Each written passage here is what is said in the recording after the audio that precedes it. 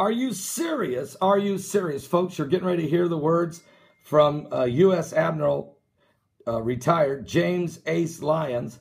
This took place in a seminar in Washington, D.C., February 11th, 2015. He is getting ready to tell you how many chances we had to stop this Iranian regime in history, how he had firsthand account of it, and he'll tell you how Caspar Weinberger, the former U.S. Secretary of Defense, and how he stopped them and how others did. And he'll also tell you what he thinks of the Obama administration's foreign policy as it relates to radical Islam. Let me play for you now Admiral James Lyons of the United States. To have Admiral James Lyons with us. Sir, welcome. Well, thank you, Frank. Sorry I missed the earlier presentations due to my 3-hour and 20-minute commute this morning. But, you know, as a number of you heard me say before, we've had many opportunities to change the course of history. And it hasn't mattered whether it's been a Republican or Democratic administration. We failed every one of them, starting with Carter, with the takeover of our embassy. We could have cut off Khomeini and his Islamic fundamentalism at the knees. We were going to take Karg Island, and he rejected it. We could have walked in. The next time was the Marine barracks bombing. And you all probably wonder why we never responded. I won't go into the long detail, but the guy that sabotaged the strike, and I'm glad you're all sitting down, was the Secretary of Defense. Not once, but twice. Reagan approved the French wanted to do a combined strike, and Reagan approved it, and Weinberger wouldn't issue the order. I have personally talked to George Shultz and Bud McFarlane. They told me they pleaded with him, and he wouldn't do it. You have to say, who the hell got to him, or what got to him? I've never been able to get an answer on that. In the Gulf Tanker War in '87, we were going to bring down the Khomeini regime. You know, and the guy that sabotaged, I had briefed Weinberger at my headquarters at Pearl Harbor that summer, and this was going to be in August of '87.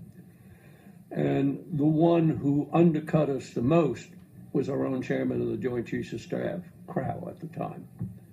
You know, if you go forward and you look at, you know, we shot down by accident that Iranian civilian airliner a few months later. And what did Khomeini do?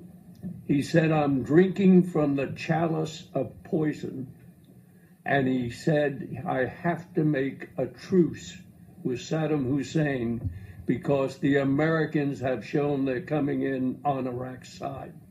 Well, think of what the hell we could have done had we executed the strike we wanted to do in August of '87. You know, we all say we have to identify the threat. Well, I think the one who identified it the best was Erdogan from Turkey, when he said, Islam is Islam. There are no modifiers.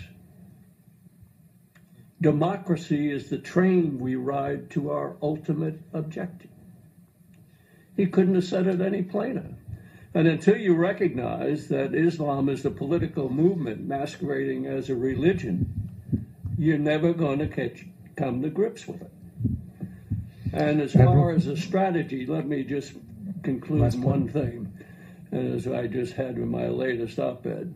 The Obama administration has a strategy. It's very simple. Any thinking American should be able to grasp it. It's anti-American, anti-Western, it's pro-Islamic, it's pro-Iranian, and pro-Muslim Brotherhood. And with that, I'll yield the mic. Thank you, sir. Now, that's a powerful statement by this retired U.S. Admiral James Lyons. Wow, are you serious? But anyway, you notice there was a lot of things he said there, but He said Turkey's President Erdogan, he calls him Erdogan, but Turkey's leader Erdogan, he says, made a very powerful statement. He said, Islam is Islam, and we are going to ride the train of democracy to power.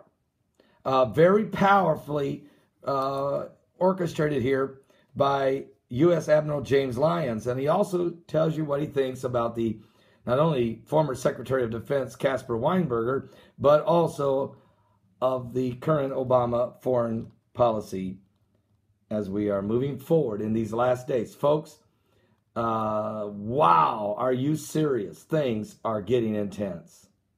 Give your life to Jesus Christ.